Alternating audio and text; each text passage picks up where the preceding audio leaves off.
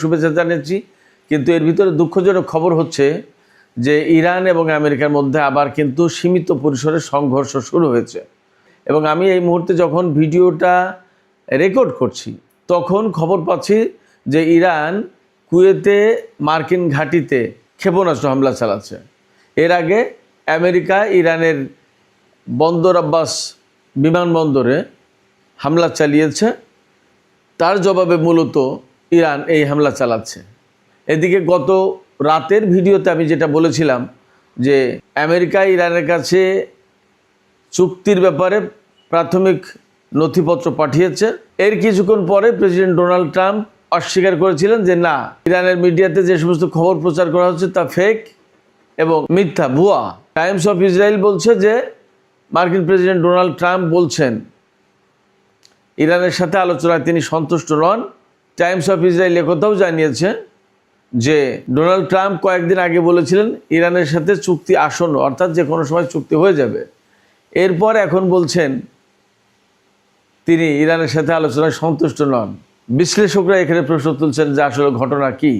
বিশ্লেষকদের অনেকেই বলছেন যে ডোনাল্ড ট্রাম্প ঠিকই ইরানের কাছে চুক্তির প্রাথমিক নথিপত্র পাঠিয়েছে, কিন্তু পাবলিকলি অর্থাৎ প্রকাশ্যে তিনি স্বীকার করতে চাইছেন না। এই জন্য এই ভুয়া বা মিথ্যা খবর বা ইরানের সাথে আলোচনায় সন্তুষ্ট নন এই সমস্ত কথাবার্তা বলছেন। তো দর্শক, এই সমস্ত বিষয় নিয়েই এখনকার ভিডিওতে আলোচনা করব। আশা করি আপনারা শেষ পর্যন্ত সঙ্গে থাকবেন। দর্শক, যদি ভিডিও ভালো লাগলে লাইক, কমেন্ট, শেয়ার করবেন আর চ্যানেলটি সাবস্ক্রাইব করে সাথেই থাকবেন। চলুন আমরা বিস্তারিত আলোচনায় চলে যাই। বিস্তারিত আলোচনা আজকের হামলার ঘটনা দিয়েই আমি শুরু করি। ঘটনার সূত্রপাত হচ্ছে গত রাত 1টার দিকে, 1টার পরে পারস্য উপসাগরে হরমুজ এলাকা দিয়ে আমেরিকার একটি তেল ট্যাঙ্কার রেডার সিস্টেম বন্ধ করে দিয়ে হরমুজ প্রণালী পার হওয়ার চেষ্টা করছিল, কিন্তু ইরানের আইআরজিসি ঠিকই ধরে ফেলেছে। তাদের নজরদারিতে ঠিকই চলে আসে এবং ওই তেল ট্যাঙ্কারে আগে হুঁশিয়ারি উচ্চারণ করে না শোনার পরে তেল ট্যাঙ্কারে হামলা চালিয়েছে। গুলি চালিয়েছে নাকি ক্ষেপণাস্ত্র মেরেছে না ড্রোন দিয়ে হামলা চালিয়েছে এটা পরিষ্কার না, হামলা চালিয়েছে এবং জাহাজে আগুনও ধরে যায়। এরপরে আমেরিকা ইরানের বন্দর আব্বাসের বিমানবন্দরের এলাকায় হামলা চালায়। আমেরিকা দাবি করছে সেটা ইরানের সামরিক স্থাপনা বা ক্ষেপণাস্ত্র লঞ্চার ছিল। এই ঘটনার পর আইআরজিসির পক্ষ থেকে বলা হয়েছে যে আমেরিকা যে হামলা চালিয়েছে তা কোনো মতেই বিনা জবাবে পার পাবে না। এর ভয়াবহ জবাব দেওয়া হবে, বিনা জবাবে পার পাবে না। এবং এই ঘটনাকে কেন্দ্র করে যদি যুদ্ধবিরতি ভেঙে যায় তাহলে তার দায় দায়িত্ব মার্কিন বাহিনীকে নিতে হবে। এরপরে ভোর 4:50-এর দিকে ইরান আমেরিকান ঘাঁটিতে হামলা চালিয়েছে। প্রথমে খবরটা এসেছে আমেরিকান ঘাঁটিতে হামলা চালিয়েছে। পরবর্তীতে খবর পাওয়া গেল, বা এই মুহূর্তে আমি যখন এই ভিডিও রেকর্ড করছি তখন বিভিন্ন মিডিয়াতে খবর পাওয়া যাচ্ছে, ইরানের মিডিয়া সহ বিভিন্ন মিডিয়াতে খবর পাওয়া যাচ্ছে যে ইরান কুয়েতের আল সালেম বিমান ঘাঁটিতে হামলা চালাচ্ছে। এই আল সালেম বিমান ঘাঁটিতে কিন্তু আমেরিকার বিরাট বড় ঘাঁটি আছে এবং এটা মার্কিন সামরিক বিমান ঘাঁটি বেসিক্যালি। তো এই আল সালেম বিমান ঘাঁটিতে ইরান হামলা চালাচ্ছে, মূলত হামলায় ব্যবহার করছে ব্যালিস্টিক মিসাইল। আজকের এই হামলা পাল্টা হামলার ঘটনায় মোটামুটি বোঝা যাচ্ছে যে ইরান অবশ্যই জবাব দেওয়ার জন্য প্রস্তুত রয়েছে। আবার যদি যুদ্ধবিরতি আমেরিকা চালিয়ে যায়, যুদ্ধবিরতি ইরান চালাবে। আবার আমেরিকা যদি ইরানের সাথে কূটনৈতিক তৎপরতা চালায় বা চুক্তি করতে চায় তাহলে সেটার জন্যও ইরান প্রস্তুত আছে। যে কথা গত কিছুদিন ধরে ইরান বারবার বলে আসছে যে তারা সব কিছুর জন্যই প্রস্তুত। আমরা আজকে তারই প্রমাণ পেলাম। এর আগে গতকাল ইরানের বন্দর আব্বাস এলাকায় আমেরিকা হামলা চালিয়েছিল এবং হরমুজ প্রণালীর ওখানে দুটো আইআরজিসির দুটো স্পিড বোটে হামলা চালিয়েছে, তাতে 3 জন মারা গেছিল। আজকে আমেরিকা যে হামলা চালিয়েছে বন্দর আব্বাস এলাকার যে বিমানবন্দরে, সেখানে কোনো ক্ষয়ক্ষতি বা হতাহতের ঘটনা ঘটেনি। যাই হোক, ইরান পাল্টা জবাব দিয়েছে এবং বেশ ভালোভাবে জবাব দিচ্ছে, এটা পরিষ্কার বোঝা যাচ্ছে। এবং কুয়েতের আকাশে মূলত এয়ার ডিফেন্স সিস্টেম অ্যাক্টিভ করা হয়েছে। ইরানের ক্ষেপণাস্ত্র বা ড্রোন যা দিয়ে হামলা চালাক, ইরান তো ব্যালিস্টিক মিসাইল দিয়ে হামলা চালাচ্ছেই, এর সাথে যদি ড্রোনও ব্যবহার করে এগুলোকে ভূপাতিত করার জন্য এয়ার ডিফেন্স সিস্টেম অ্যাক্টিভ করা হয়েছে। বাট কতদূর কী করতে পেরেছে এখনও সেই বিস্তারিত খবর পাওয়া যায়নি। তবে ইরান আমেরিকাকে একেবারে পরিষ্কার বার্তা দিয়েছে যে যে কোনো হামলার পাল্টা এবং ভয়াবহ জবাব হবে, আর যুদ্ধবিরতি ভেঙে গেলে আগ্রাসীদেরকেই তার দায় দায়িত্ব নিতে হবে। এদিকে গত রাতে যে খবর বেরিয়েছিল যে ইরানের কাছে আমেরিকা শান্তি চুক্তির জন্য যে প্রাথমিক নথিপত্র এগুলো পাঠিয়েছে, সমঝোতায় যে সই করতে হবে সেগুলো পাঠিয়েছে, এই খবর ছড়িয়ে পড়ার সাথে সাথে কিন্তু আমেরিকার যারা হকিস যুদ্ধবাদ যারা ইসরায়েলপন্থী এবং ইসরায়েলে ব্যাপক তোলপাড় সৃষ্টি হয়, তারা অবাক হয়ে যাচ্ছিল যে সমস্ত শর্তে ইরানের সাথে আমেরিকা চুক্তি করতে যাচ্ছে, এই শর্ত তো মেনে নিলে আমেরিকার চরম পরাজয় এবং ইসরায়েল ভীষণভাবে অনিরাপদ হয়ে পড়বে। এবং ইসরায়েলের যে বক্তব্য এতদিন ধরে যে ইরানের হাতে পরমাণু কর্মসূচি থাকা বা সমৃদ্ধ ইউরেনিয়াম থাকা মানেই হচ্ছে ইসরায়েলের জন্য সেটা ব্যাপক নিরাপত্তাহীনতা।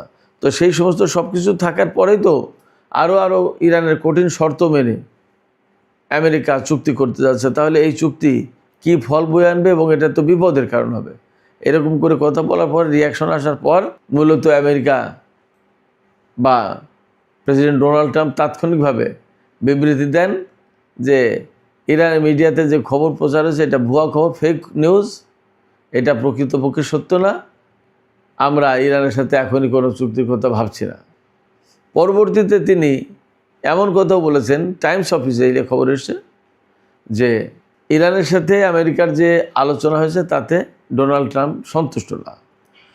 ডোনাল্ড ট্রাম্প যদি সন্তুষ্ট না হবে তাহলে তিনি কি করে কয়েকদিন বলে আসছেন ইরানের সাথে যে কোনো মুহূর্তেই চুক্তি হয়ে যাবে, চুক্তি আসন্ন? এই প্রশ্নের জবাব কিন্তু প্রকৃতপক্ষে নেই। আবার এটাও ঠিক, ইরানের পক্ষ থেকে আগেই পরিষ্কার করে বলা হয়েছে যে ডোনাল্ড ট্রাম্পকে সন্তুষ্ট করার দায়িত্ব বা কাজ ইরানের না। ইরান স্বচ্ছ এবং পরিষ্কার পরিচ্ছন্ন অবস্থানের ভেতর দিয়ে আমেরিকার সাথে চুক্তি করতে চায়, যদি আমেরিকা চুক্তি করে। আর যদি না করে তাহলে যুদ্ধ, অথবা আমেরিকা যে পথ বেছে নেবে সেই পথ বেছে নিতে ইরান প্রস্তুত, একদম পরিষ্কার করে বলেছে। সেই জায়গায় ডোনাল্ড ট্রাম্প যদি এই চুক্তি দিয়ে লুকোচুরি খেলেন, সেটা ডোনাল্ড ট্রাম্পের ব্যাপার, এর সাথে ইরানের সম্পর্ক নেই।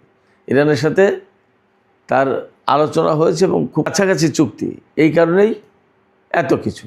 এবং এই প্রক্রিয়ার সাথে জড়িত পাকিস্তান, সৌদি আরব, কাতার, তুরস্ক, মিশর, তারপরে জর্দান, সবাই। সেই জায়গায় যদি এখন ডোনাল্ড ট্রাম্প বলে যে তিনি ইরানের সাথে আলোচনায় সন্তুষ্ট নন, তাহলে তিনি বলতেই পারেন। এবং দেখা গেল যে চুক্তি একদম হওয়ার কাছাকাছি, এই অবস্থায় যদি ডোনাল্ড ট্রাম্প চুক্তি ভেঙে দেন তাও দিতে পারেন। আবার যদি এমন হয় যে ইরান এবং আমেরিকার মধ্যে চুক্তি হলো, ডোনাল্ড ট্রাম্প তাতে সই করেছেন, তার এক সপ্তাহ পরে বা 5 দিন পরে বা 3 দিন পরে গিয়ে বলছে যে না, এই চুক্তি মানি না, চুক্তি বাতিল, তাও করতে পারে, অসম্ভব কিছু না। Everything is possible for mister Donald Trump. ট্রাম্পের পক্ষে সমস্ত সব কিছু সম্ভব, তার পক্ষে অসম্ভব কিছু না। এদিকে আরেকটি খবর শুনলাম, ইরানের উপর যে আমেরিকা গতকালকে হামলা চালিয়েছিল, এর জবাব না দেওয়ার জন্য চীন ইরানকে অনুরোধ করেছিল।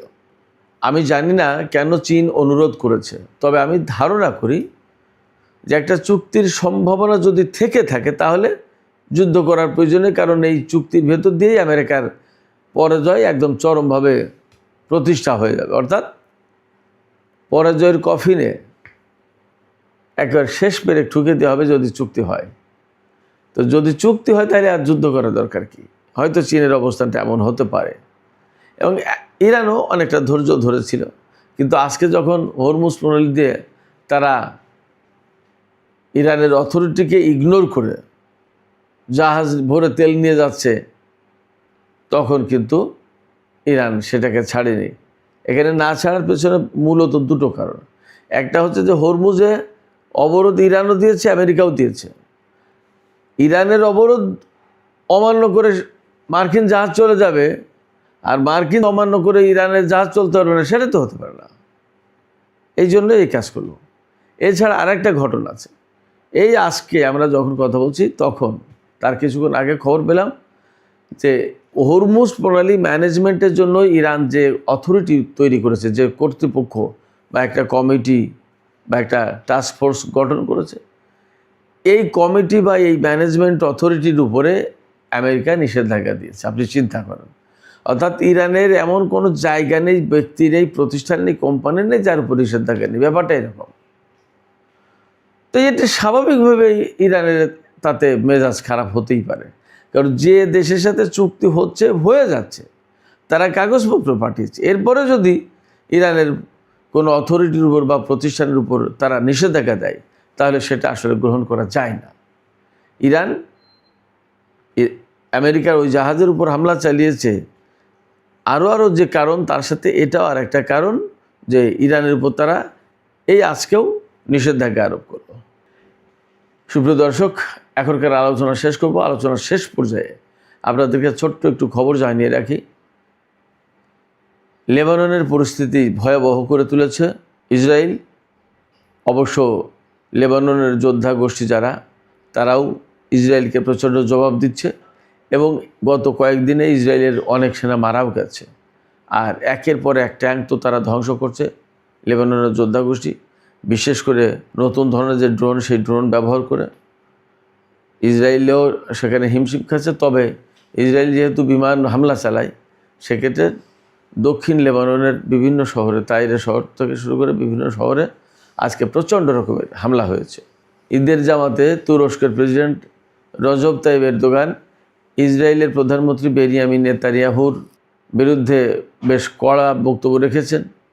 তিনি বলেছেন, গাজায় যে হামলা চালিয়েছে, যে ধ্বংসযজ্ঞ চালিয়েছে, তার জন্য নেতানিয়াহুকে পরিণতি ভোগ করতে হবে। খুব শিগগিরই সে খারাপ পরিস্থিতির ভিতরে পড়বে। তাকে স্বৈরতান্ত্রিক, স্বৈরশাসক বলে আখ্যায়িত করেছেন। মিস্টার এরদোগানের এই কড়া বক্তব্য আমার ভালো লেগেছে, কিন্তু আমার ভেতরে প্রশ্নও আছে। আসলে তুরস্ক ইসরায়েলের বিরুদ্ধে কী করবে? রজব তাইয়িপ এরদোগানের সরকার তো বহুদিন ধরে ক্ষমতায়। ইসরায়েলের বিরুদ্ধে আসলে কী করেছে? বড় কিছু করতে তো আমরা আজ পর্যন্ত দেখলাম না, শুধু এরকম জোরালো বক্তব্য দিয়ে গেল। সেক্ষেত্রে রজব তাইয়িপ এরদোগান আসলে কী অ্যাকশান নেন, সেটা আমি মনে করি যে আমি সহ বিশ্বের বহু মানুষ দেখার অপেক্ষায় থাকে যে আসলে এরদোগান ইসরায়েলের ব্যাপারে কী ভূমিকা, কার্যকর কী ভূমিকাটা নেন। আমরা এখনও অপেক্ষায় থাকলাম তুরস্ক আসলে কী করে সেটা দেখার। তো সুপ্রিয় দর্শক, এখনকার আলোচনা এখানে শেষ করতে চাই। যাবার আগে আপনাদের কাছে মতামত জানতে চাই। এই যে আমেরিকা এবং ইরানের ভিতরে সীমিত পরিসরের সংঘর্ষ হলো, গতকালকেও কিছুটা হয়েছে, তাতে কি আপনাদের মনে হয় বা আপনারা কি আশঙ্কা করছেন যে এই যুদ্ধবিরতি চুক্তি ভেঙে যেতে পারে এবং দুই দেশের মধ্যে যে শান্তির জন্য একটা চুক্তি সমঝোতা হতে পারত, তা কি আর হবে না? কি মনে হয় আপনাদের? আপনাদের মতামত কমেন্টে জানাতে পারেন। আর ভিডিও ভালো লাগলে লাইক, কমেন্ট, শেয়ার করবেন এবং চ্যানেলটি সাবস্ক্রাইব করে সাথেই থাকবেন। সুপ্রিয় দর্শক, এখনকার আলোচনা এখানে শেষ করছি। আল্লাহ হাফেজ।